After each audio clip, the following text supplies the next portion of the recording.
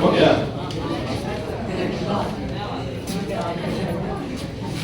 तो good afternoon बच्चों।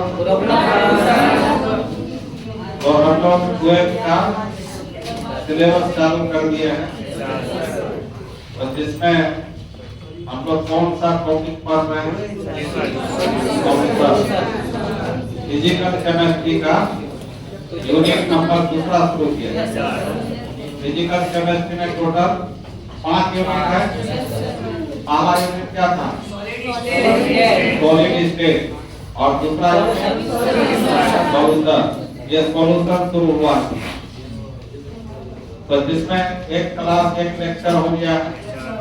तो जिन बच्चों का पहला लेक्चर छूट गया है उसका भी वीडियो डाला गया है YouTube में, उसमें सर्च करना केमिस्ट्री पॉइंट SP यादव और सॉल्यूशन लेक्चर 1, सॉल्यूशन लेक्चर 1 तो मिल जाएगा। वैसे हम आगे फिर अभी हम रिवाइज कर देंगे उसको। तो आज शुरू करते हैं आगे। तो देखो हम लोग शुरू किए हैं यूनिट नंबर 2। ध्यान से समझना। और इस यूनिट का क्या नाम है? सॉल्यूशन। इसको हिंदी में क्या कहते हैं? विलयन या इसको घोल कहते हैं, घोल। ठीक है। तो देखो सॉल्यूशन किसको कहते हैं? तो देखो इसका परिभाषा, जैसे ये जल है तुम्हारा, तो जल में हम चीनी डाल दी, तो जल में चीनी डालने के बाद चीनी क्या होता है? हो जाता है, घुल में जाता है, दोनों मिलकर एक में जाता है, दोनों मिलकर एक में जाता है। तो ऐसे मिश्रण दोनों को मिला के तो मिश्रण कहलाया। तो ऐसे मिश्रण को क्या कहते हैं? समान मिश्रण कहते हैं। कोई भी दो या दो से अधिक पदार्थ मिलाते हैं तो मिश्रण बनता है। तो ये यहाँ मिश्रण बना, दोनों को मिला दिए तो ये कहलाया समान मिश्रण। समान क्यों कहलाया? क्योंकि दोनों मिल करके सिंगल हो गया। पहले अलग अलग फेज में था, ये तुम्हारा लिक्विड था, ये सॉलिड था। अब दोनों मिलकर एक फेज में आ गया, लिक्विड ही नजर आ रहा। तो ऐसे मिश्रण को क्या कहते हैं? अब फिर जैसे जल है, ये जल है, तो जल में हम मिट्टी डालिए, क्या मिट्टी जल में घुलता है? नहीं घुलता है, ये सिर्फ नीचे आकर जम जाता है, जमा हो जाता है। यदि मिश्रण हुआ, लेकिन मिश्रण दो अलग अलग फेज था। अब मिलाने के बाद भी दोनों अलग अलग फेज ही है, एक सिंगल फेज नहीं मिला है। तो ऐसे मिश्रण को क्या कहते हैं? तो जो हमारा समान मिश्रण होता है इसी को केवल क्या कहते हैं?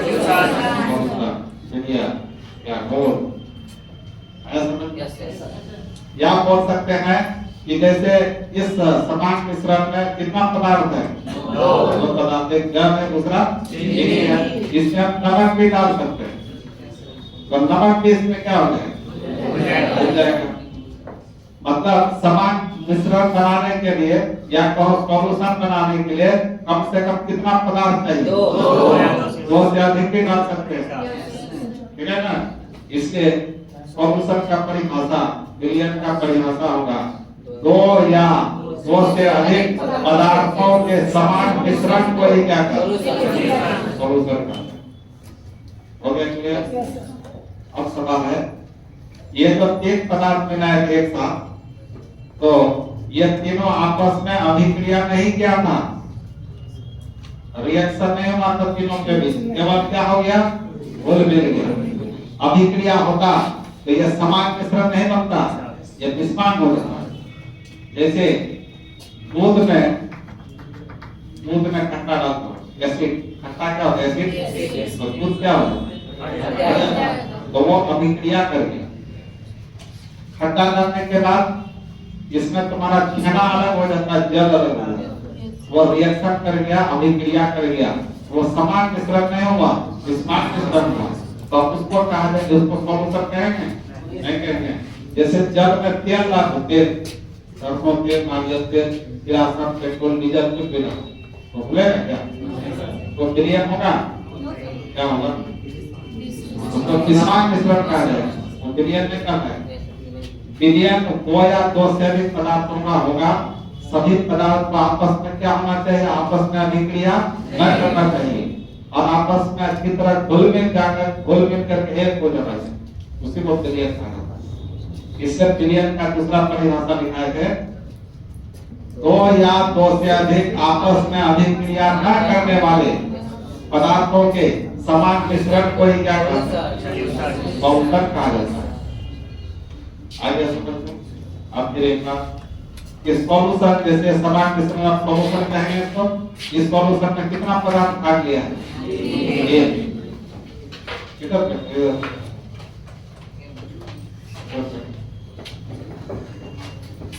सॉल्यूशन में भाग लेने वाले पदार्थों को, जैसे ये सॉल्यूशन बना, ये तीनों का मिश्रण से क्या बना, तो इसमें कौन कौन पदार्थ भाग दे रहा है?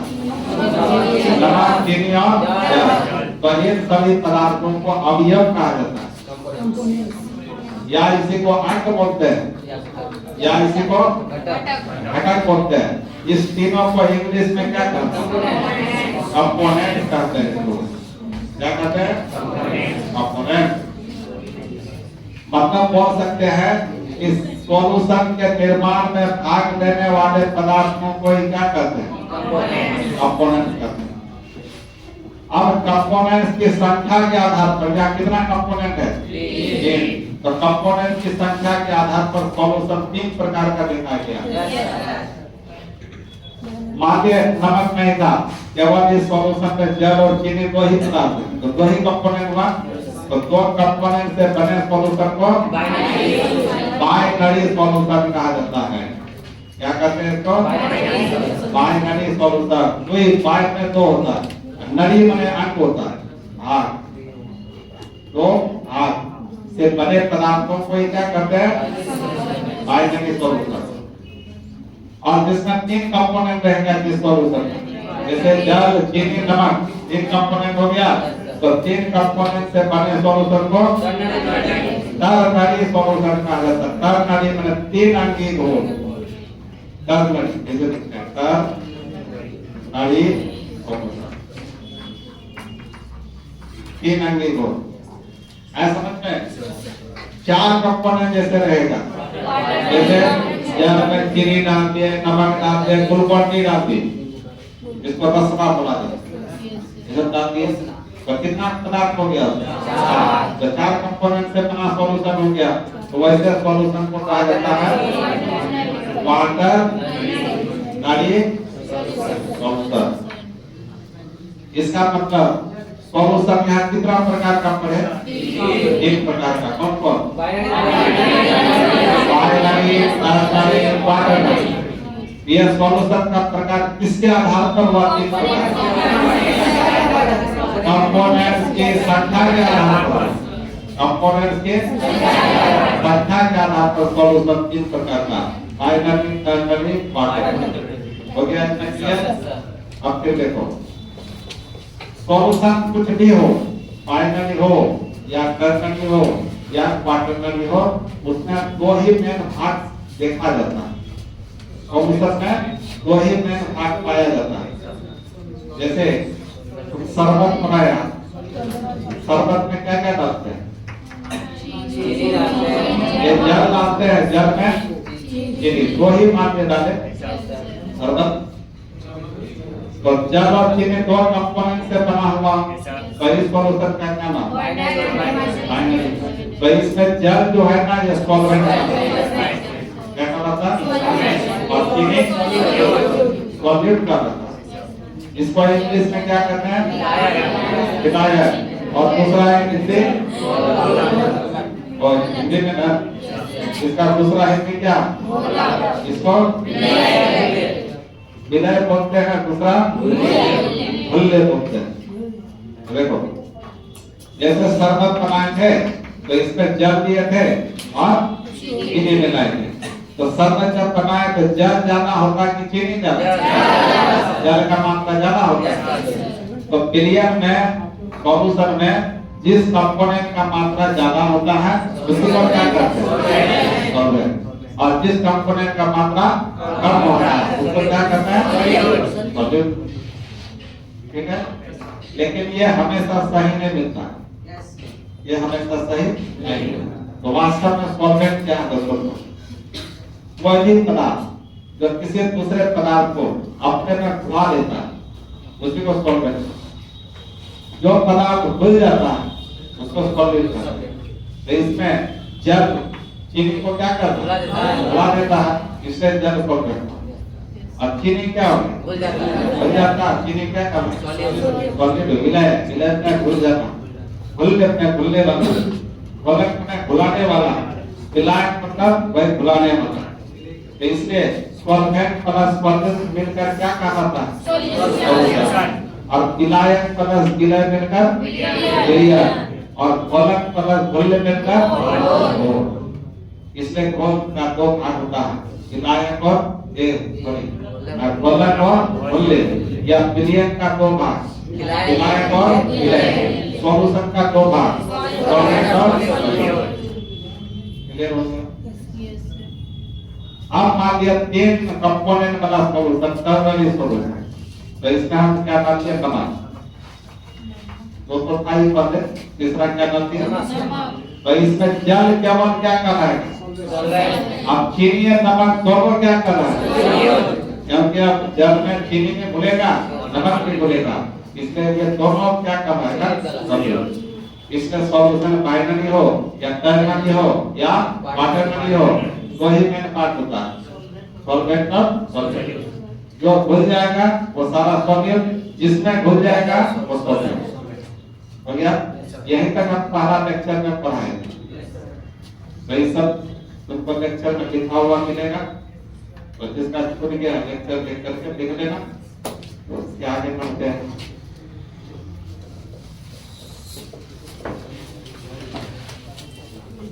अब लिखो फिर से, लिखो type of solution, type of solution. Lecture number 1 में क्या क्या पढ़ना है वो भी तुमको दिया गया है। 12th क्लास में क्या क्या पढ़ना है उसको भी उसमें दिया गया है, सब लिख लेना। टाइप ऑफ सॉल्यूशन फिर से लिख रहे हैं, विलयन के प्रकार, विलयन के प्रकार। हाँ दिखा दिया, फिर से लिखो।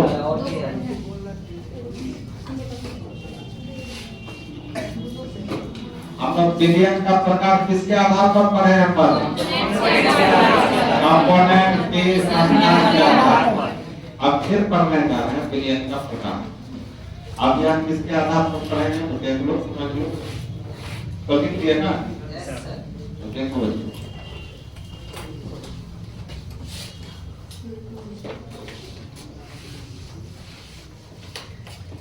ऐसे एक बर्तन है और इधर दूसरा बर्तन।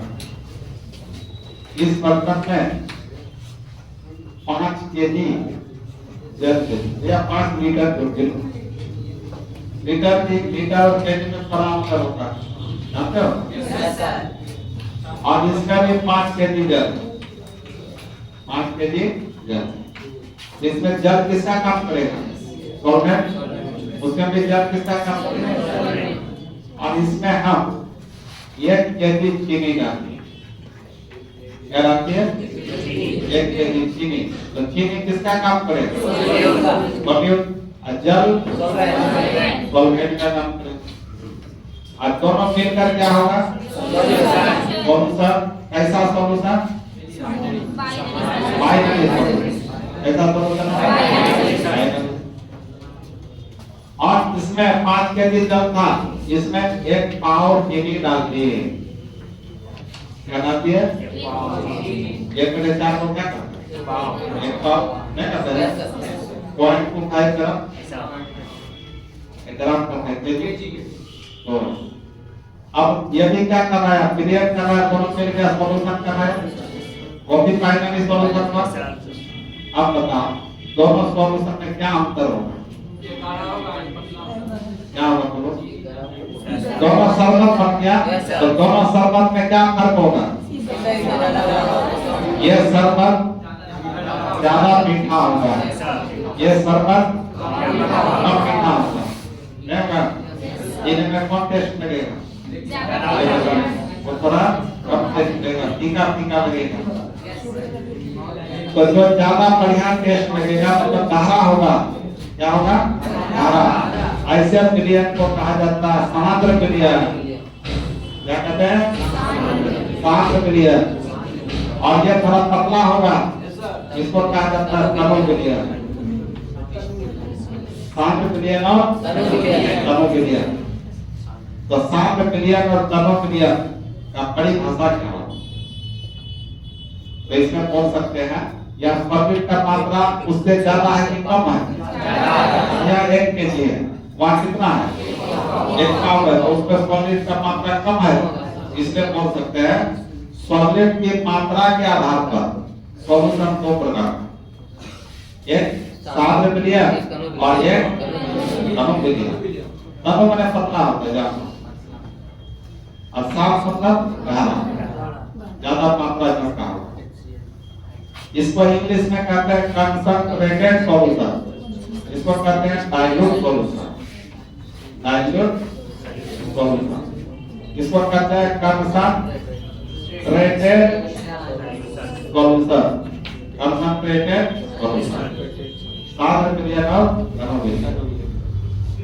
तो अब साधारण बिरयानी का परिभाषा क्या होगा बताओ? वैसा बिरयानी जिसमें सॉलिड की मात्रा अधिक होती होती है। अब कितना अधिक बुला रहे हैं ये बात तनु की अपेक्षा। और तनु बिरयानी का परिभाषा क्या होगा? वैसा बिरयानी जिसमें सॉलिड की मात्रा बहुत कम बोली होती है। अब कितना कम बुला रहे हैं ये भी सोचना पड़ेगा, कितना को कम मानेंगे कितना को ज्यादा मानेंगे। तो इसके लिए माप दिया गया, एक मेजरमेंट दिया गया वैज्ञानिकों द्वारा। जैसे कोई भी चीज का 12 संख्या को हम लोग क्या करते हैं? ये कौन बताएगा? वैज्ञानिक सब बताएगा, उसी को मानते हैं अपने। 1 किलोमीटर में कितना मीटर? 1000 मीटर। वो भी माने हैं वैज्ञानिकों द्वारा, हम अपने से बना दिए। पूरे वर्ल्ड का वैज्ञानिक मिलकर माप निकाला है, उसके माप को सब मानता है। 1000 ग्राम में क्या बोलते हैं? 1 किलोग्राम। यदि क्या है माना क्या है? तो यदि बोलोगे नहीं हम 900 ग्राम को 1 kg कहेंगे, मानेगा कोई? नहीं मानेगा। उसी तरह आप देख रहे हैं, उसी तरह यहाँ पर क्या है? ये वैसा सॉल्यूशन जिसमें सॉलिड की मात्रा 5% या 5% से ज्यादा घुला होता है, 5% या 5% से ज्यादा घुला होता है, ऐसे सॉल्यूशन को क्या करते हैं? 5% या 5% से ज्यादा। अब वैसा बिरयानी जिसमें सॉलिड की मात्रा 5% से कम बोली होती है, उसी को क्या करते हैं? तनु बिरयानी। यह बात हर किताब में नहीं दिया हुआ है ना, इसलिए बहुत आदमी जिस पर जानकारी नहीं है बोलेगा गलत पढ़ा है, क्योंकि ज्यादातर आदमी जनरल किताब पढ़ता है, हायर डिग्री का किताब नहीं पढ़ता है, इसलिए गलत भी बोल सकता है। समझ गए? इसलिए हम एकदम सटीक परिभाषा दे रहे हैं। क्या होगा परिभाषा? पैसा सॉल्यूशन जिसमें सॉलिड की मात्रा कितना 5% या 5% से अधिक बोला होगा, उसी को क्या करते हैं? जिसमें 5% से कम बोला होगा उसको तनु बिरयानी। अब 5% या 5% से अधिक का मतलब क्या हुआ? कुछ समझ में आया? इसको समझना होगा क्योंकि आगे इसका प्रयोग है, आगे तो मेडिकल में काम देगा।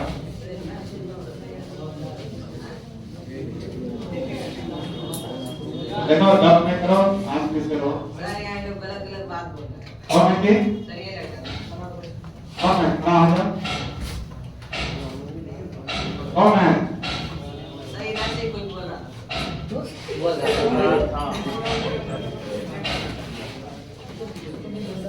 जो बदमाशी करने आते हो मत आना, समझ गए? लेकिन पढ़ना है तो आप, नहीं तो मत आओ। जो का अपने को पढ़ते नहीं हो, दूसरे को डिस्टर्ब करो।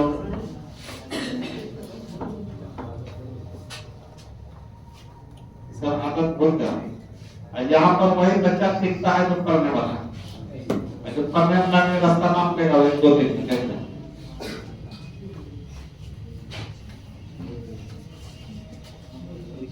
उसको उतना लोड देने का क्षमता नहीं रहता। यहाँ पढ़ाई पूरा डिबेट होता है ना, उसको लोड देने का उतना कैपेसिटी है ही नहीं, देगा आज है। इसलिए अभी यदि पढ़ना है तो साथी से पढ़ो, मैं स्वाध्याय खाली कर।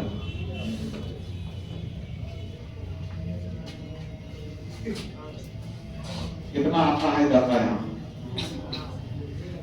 अब देखो 5%, यहाँ तुम्हारा मान लो 500 केजी जल है। 500 केजी क्या है? जल। और इसमें 7% चीनी गुना होता है। 7% क्या गुना है? चीनी गुना है। ठीक है?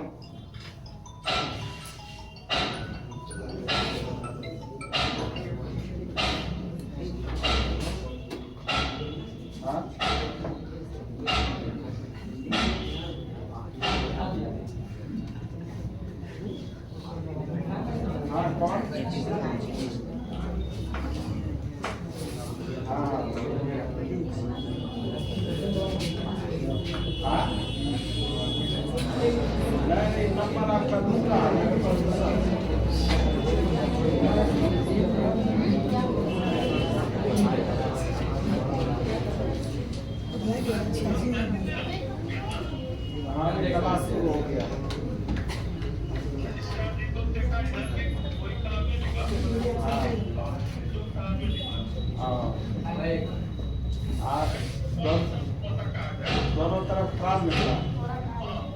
आज छोड़ दीजिए, बोलिएगा मैं करेंगे।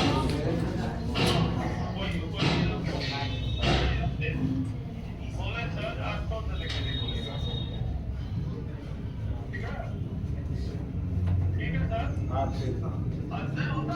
हाँ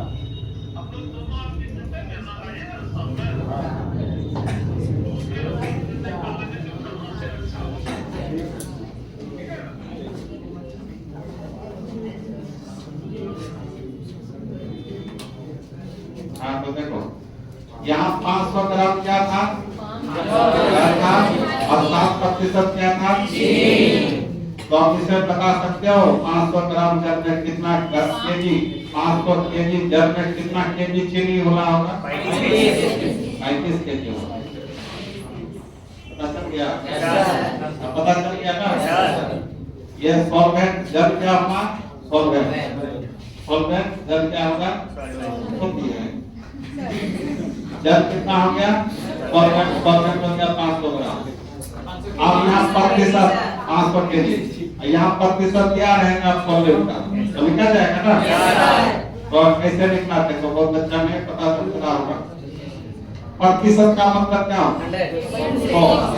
100 क्या होगा? इसका मतलब हुआ 100 केजी या 7% है ना? यह माप दिया गया, इसके 100 केजी में दिया गया। तो 100 केजी जल में 7 केजी क्या घुला हुआ? 7 केजी चीनी घुला हुआ। तो 100 में 7 केजी, तो 500 में कितना? तो 7 बटे कितना? 100 और गुना क्या होगा? 500। 2 0 तो 7 बटे 35 केजी। मतलब पूरे 500 केजी जल में 35 केजी चीनी घुला गया है। तो बताओ 7% 5% से ज्यादा है कि कम है? इसलिए 7 बिलियन होगा कि कम? अब ये 7 बिलियन है। समझ में? तो 7 से ज्यादा कुछ भी जा सकते हैं, 50 साल भी जा सकते हैं। ऐसा करना है कि चीनी भूल जाए, ऐसा लेना है मात्रा की चीनी भूल जाए, ये चीनी पे निजत जल्दी में जमा हो। ज्यादा मात्रा में हो गए जल की किसी विशेष मात्रा को किसी को भुलाने का क्षमता होता है ना, तो हद से ज्यादा घुलाओगे तो नहीं ना भूलेगा, फिर कहीं पर क्या होगा जमा हो जाएगा, वो उसको भी सब नहीं होगा।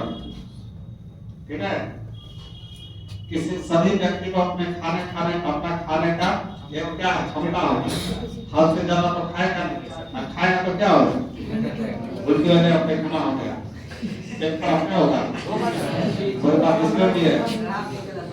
तुम 2 केजी जल के और 3 केजी चीनी मिला दोगे बचेगा उसको, इसलिए ऐसा लेना है मात्रा कि आसानी से घुल मिल जाए। ठीक है, आप देखिए आप मान लीजिए आप 3% चीनी मिलाते हैं, कितना मिलाते हैं 3% चीनी, तो कितना ग्राम कितना केजी चीनी होता है 5 या 15 केजी होता है, तो 5% से कम मात्रा हो गया ना, इसलिए ये कौन बिलियन का है, हालांकि तनो बिलियन जो होता है ना, वास्तव में 10 लाख केजी मात्रा पानी है, 10 लाख केजी पानी, 10 लाख केजी पानी, तो उसमें सॉलिड का मात्रा कितना होना जानते हो, 5 केजी से कम ही होना चाहिए। 10 लाख केजी पानी है और 5 केजी या उससे कम क्या होगा चीनी लगभग मानते हैं, तो वैसे सॉल्यूशन को क्या कहा जाता है, बहुत पतला, मतलब सॉलिड का मात्रा बहुत नगण्य नहीं के बराबर, बहुत कम है, उसी को कहा जाता है। जैसे ऐसे ही समझो 100 भाग पानी है, 3 भाग चीनी है, उसका कुछ लगभग है उसके बराबर है, वैसे ही बिलियन को क्या कहते हैं पतला। इससे साम्य बिलियन का परिभाषा किताब सब में जो दिया गया है वैसे दिया है, वैसा बिलियन जिसमें सॉलिड की मात्रा अधिक बड़ी होती है, तनो बिलियन वैसा बिलियन जिसमें सॉलिड की मात्रा अल्प बड़ी होती है, अल्प मतलब अल्प, तो अल्प में कितना मानते हैं हम लोग 5% से कम, सांद्र में 5% या उससे ये सांद्र बिलियन ये है, क्लियर हो गया तो लिखो हेडलाइन क्या लिखा था, हेडलाइन लिखो क्या होगा बच्चा,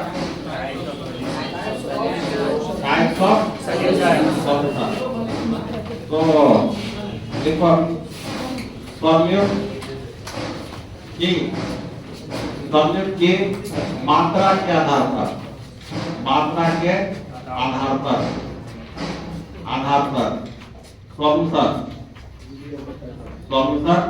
2 प्रकार के होते हैं, सॉल्यूशन 2 प्रकार के होते हैं, 2 प्रकार के होते हैं। सॉलिड की मात्रा के आधार पर सॉल्यूशन 2 प्रकार के होते हैं। पहला कंसंट्रेटेड सॉल्यूशन, देखो तो वीडियो बनता है ना, हम लोग ध्यान देते रहना, एकदम बना रहे हो फेल है। कंसंट्रेटेड सॉल्यूशन, इसको हिंदी में क्या कहेंगे, सांद्र विलयन, सांद्र विलयन। और दूसरा है डाइल्यूट सॉल्यूशन, डाइल्यूट सॉल्यूशन जिसको हम लोग तनो विलयन कहते हैं, तनो विलयन, सांद्र विलयन, तनो विलयन, सांद्र विलयन, तनो विलयन। तनो का मतलब पतला, सांद्र में गाढ़ा, इसे ही सब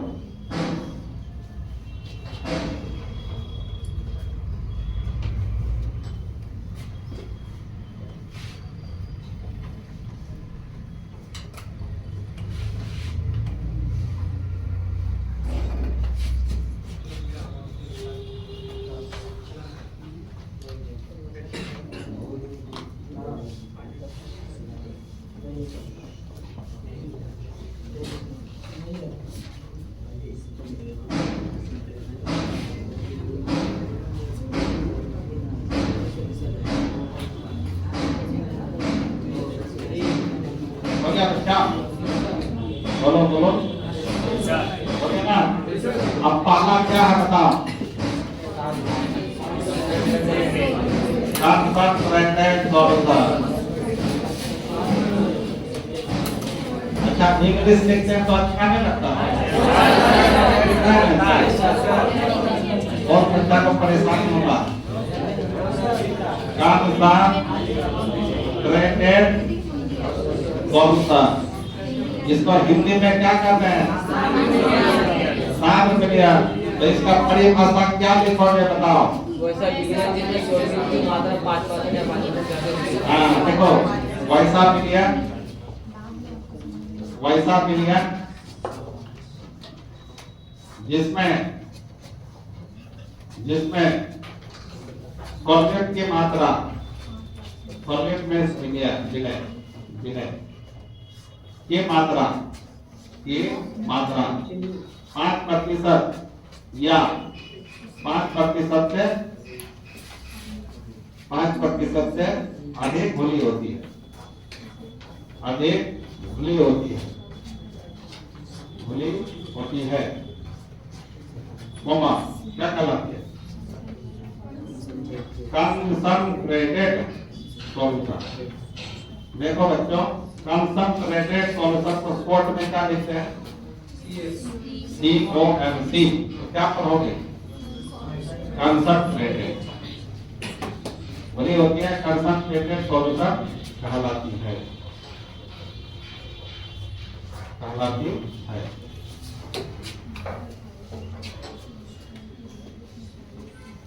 वैसा विलयन जिसमें सॉल्वेंट की मात्रा 5% या 5% से अधिक जुड़ी होती है, कंसंट्रेटेड सॉल्यूशन कहलाती है।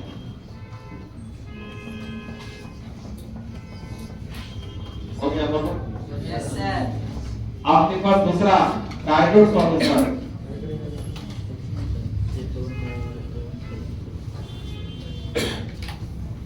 डाइल्यूट सॉल्यूशन क्या लिखोगे? डाइल्यूट सॉल्यूशन, जिसको आप लोग हिंदी में क्या बोलते हैं? अनुक्रिया। Dilute solution, dilute solution अनुक्रिया।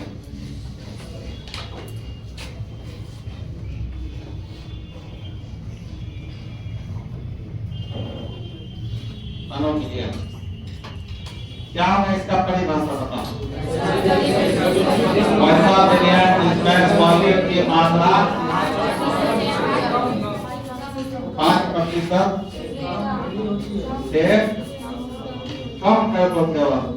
कम होनी होती है। डाइल्यूट को कैसे लिखोगे? DIL full stop. इसको डाइल्यूट करें, लिख लो। डाइल्यूट सॉल्यूशन कहलाती है।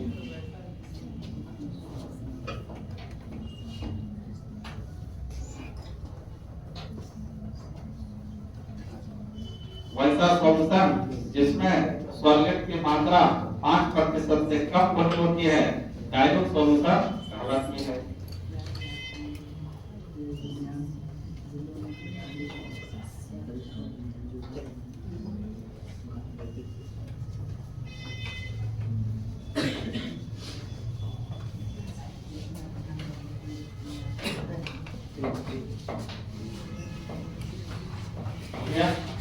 अब फिर पढ़ना types of solution.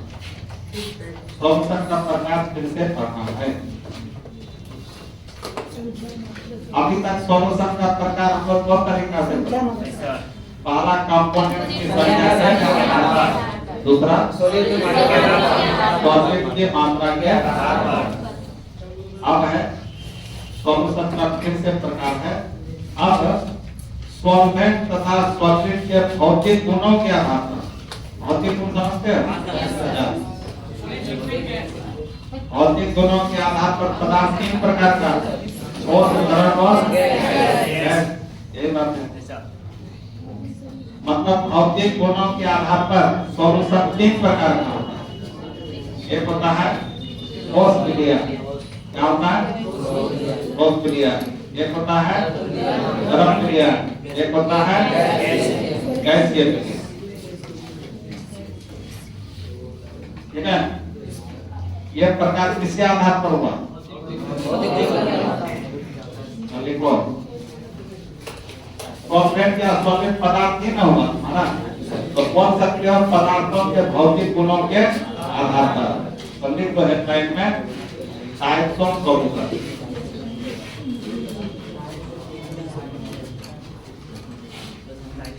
Types of solution Hindi में क्या लिखोगे? विलयन के प्रकार। विलयन के प्रकार।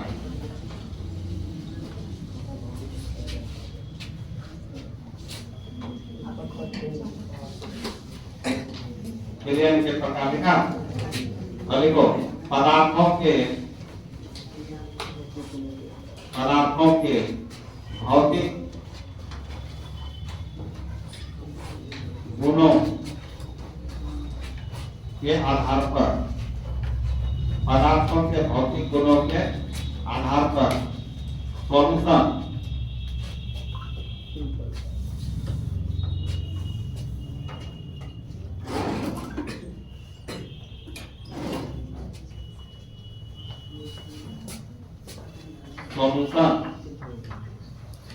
मुख्यतः तीन प्रकार के होते हैं। तीन प्रकार के होते हैं।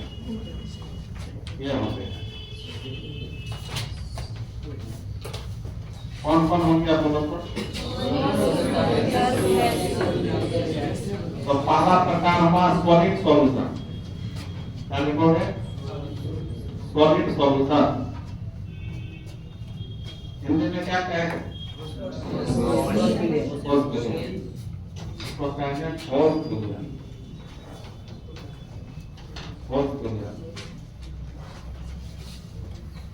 दूसरा प्रकार लिक्विड सॉल्यूशन। लिक्विड सॉल्यूशन, इसको हिंदी में क्या कहेंगे? द्रव विलयन। द्रव विलयन। और तीसरा प्रकार क्या है? Gaseous solution. हिंदी में क्या कहेंगे? गैसीय विलयन। क्या कहोगे? गैसीय विलयन। सॉलिड सॉल्यूशन, लिक्विड सॉल्यूशन, गैसीय सॉल्यूशन। पदार्थों के भौतिक गुणों के आधार पर सॉल्यूशन तीन प्रकार का, सॉलिड सॉल्यूशन, लिक्विड सॉल्यूशन और गैसीय सॉल्यूशन। उत्तर क्या? अब पहला लिखो सॉलिड सॉल्यूशन क्या है?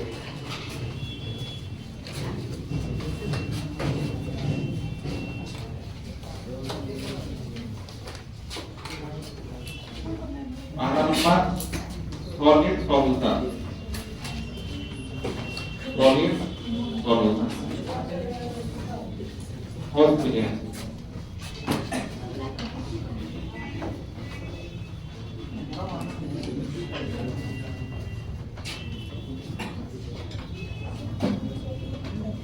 ठीक है, आपके पास सॉलिड सॉल्यूशन क्या हो? और विलयन किसको करते हैं?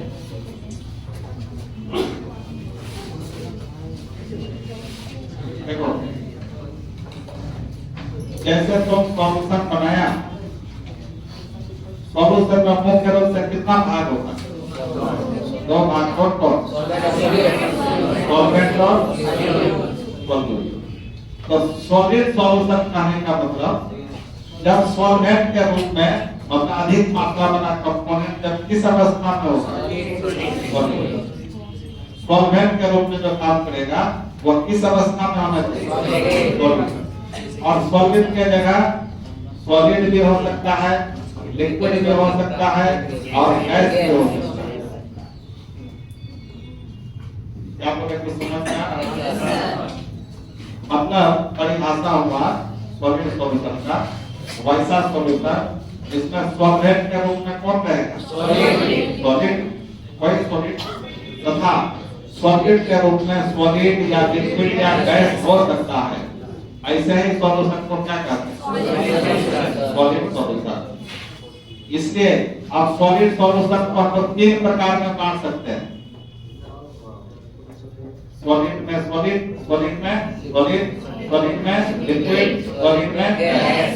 ठोस में ठोस का विलयन, ठोस में द्रव का विलयन, ठोस में गैस का विलयन। ठोस में ठोस का विलयन का उदाहरण देखो क्या होगा। जैसे कांसा का बर्तन होता है, कांसा मिश्र धातु होता है, किससे बनता है? कॉपर और नील से। कॉपर यहाँ 80% भाग होता है और नील 20%। तो यहाँ कॉपर ज्यादा मात्रा में है तो कॉपर किसका काम करेगा? सॉल्वेंट का। और टीन कम मात्रा में है तो टीन सॉलिड का काम करेगा। तो ये और दोनों क्या है? ठोस है कि द्रव है? कॉपर भी ठोस होता है, टीन भी ठोस, टीन जो होता है लोहा टीन, वो क्या है? ठोस। तो ठोस में ठोस का विलयन हुआ कि नहीं? इसमें कांसा यदि पूछेगा कांसा किस प्रकार का विलयन है? सॉलिड विलयन है, लेकिन सॉलिड में कौन सा है? सॉलिड में सॉलिड। क्या बोलना होगा? सॉलिड में सॉलिड बोलना होगा। पूछेगा क्वेश्चन कि कांसा एक विलयन है, 4 ऑप्शन रहेगा। ठोस में ठोस का विलयन, ठोस में द्रव का विलयन, गैस में ठोस का विलयन, द्रव में द्रव का विलयन, ठोस में यही सब पूछता है क्या? मतलब इस टॉपिक से अब यहीं से क्वेश्चन तुम्हारा आना लगभग शुरू करता है। इसके पीछे जितना पढ़े वो सब था इंट्रोडक्शन। इस टॉपिक में यूज में आने वाला चीज पढ़ाए, बार-बार यूज में आएगा। अब क्वेश्चन यहीं से तुम्हारा शुरू होता है। अब पीतल में मिश्र धातु होता है, किससे बनता है? कॉपर और जिंक से बनता है। क्या कॉपर यहाँ 80% होता है और जिंक कितना होता है? 80 हो गया तो किसी ना बचेगा।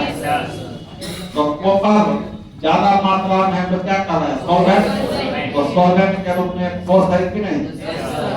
और सॉलिड के रूप में भी जिंक क्या होता है? ठोस ही होता है। तो ये भी ठोस में ठोस, ठोस में ठोस। जो ज्यादा मात्रा में उसको पहले बनना होगा।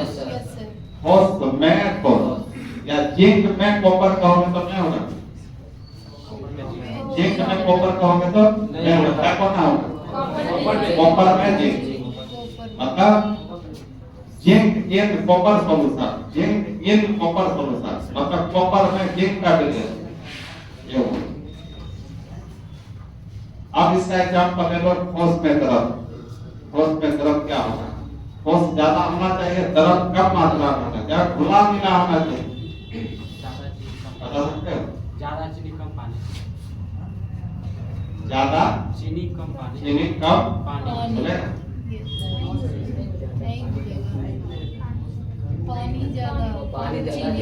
पानी ज्यादा तो पानी तो लिक्विड होगी, सॉलिड होगा।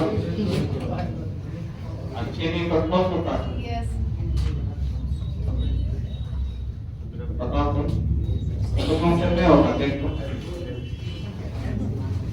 ठोस में द्रव का विलयन। जैसे सोडियम धातु है ना, सोडियम तो ठोस अवस्था में होता है, नमक में सोडियम होता है। और इसमें मरकरी Hg, मरकरी पारा होता है ना। तो मरकरी किस अवस्था में होता है? और सोडियम धातु है तो किसमें होगा? तो सोडियम अमलगम कहा जाता है इसको। क्या पता है? कोई भी धातु के साथ जब मरकरी लगा रहता है उसको अमलगम कहा जाता है। क्या कहा जाता है? अमलगम। जैसे कैल्शियम के साथ मरकरी है, जिसको पढ़ेंगे कैल्शियम अमलगम। जिंक के साथ मरकरी है तो जिंक अमलगम। तो सोडियम, कैल्शियम, जिंक के साथ धातु है, इसमें कोई भी धातु के साथ जब मरकरी लगा रहता है तो उसको धातु अमलगम कहा जाता है। क्या पता है? तो धातु ठोस होगा और अमलगम माने मरकरी। मरकरी किस अवस्था में होता है? तो ठोस में द्रव का विलयन हुआ कि कोई भी धातु के साथ जब मरकरी लगा दिया जाता है, मिलाया जाता है, घुल मिल जाता है, एकदम सॉल्यूशन बन जाता है। तो इसलिए धातु अमलगम किसका उदाहरण होगा? सॉलिड में ठोस में द्रव का विलयन। क्वेश्चन कैसे पूछेगा कि धातु अमलगम एक विलयन है, 4 ऑप्शन रहेगा, किसको मारो?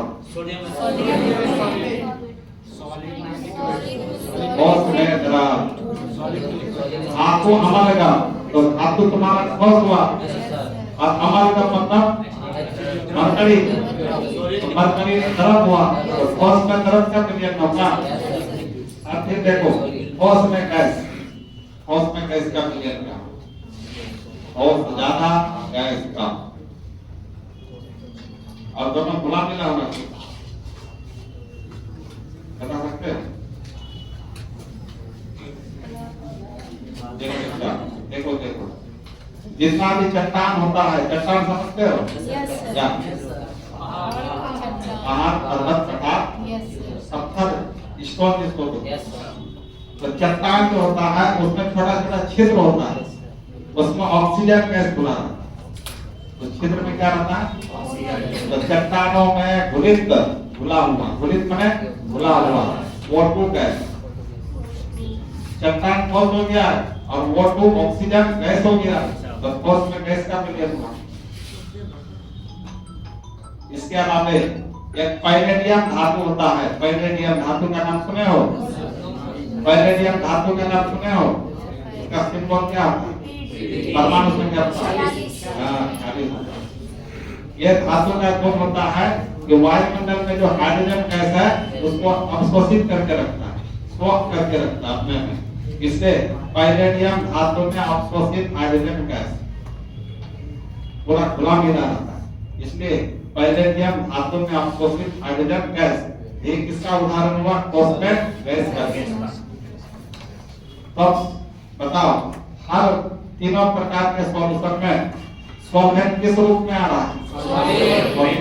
और सॉलिड किस रूप में आ रहा है?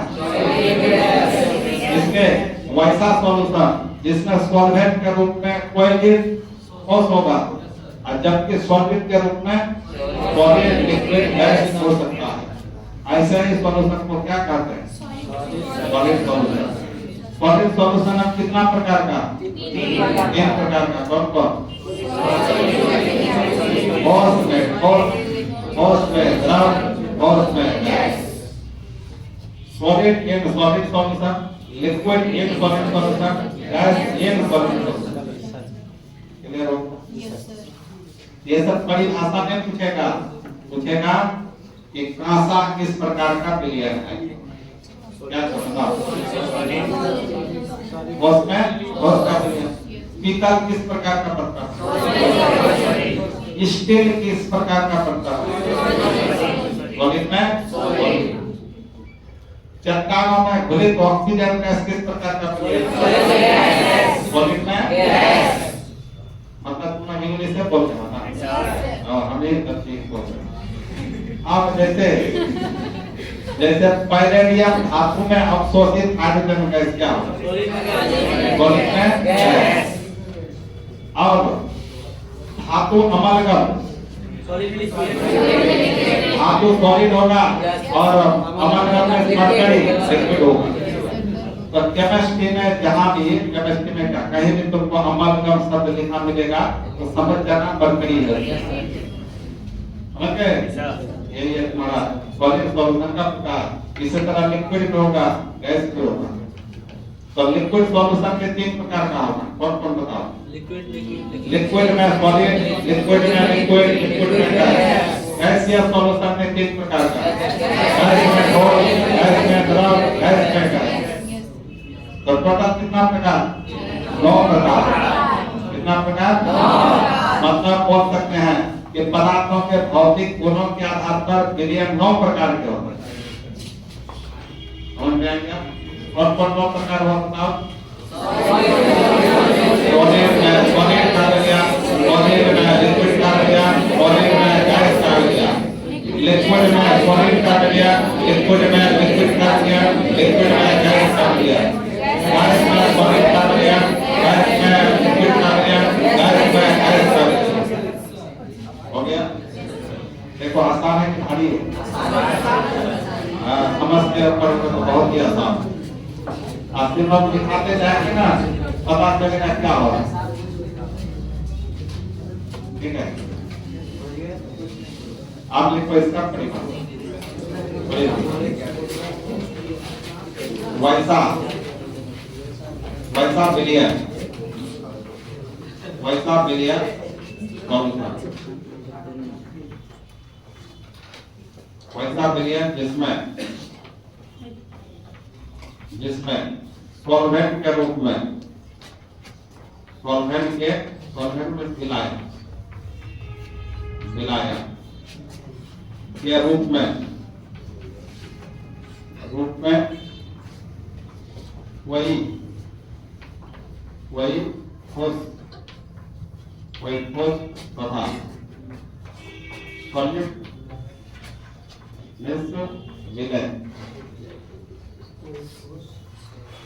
विलय के रूप में कोई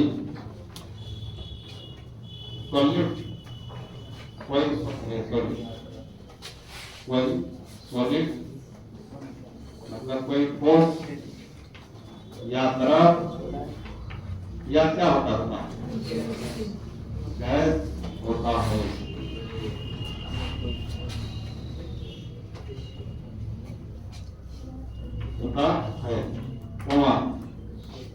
सॉलिड सॉल्यूशन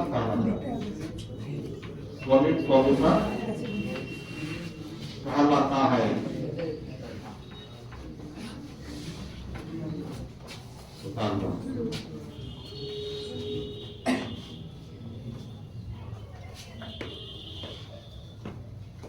और जानता है? हाँ सर।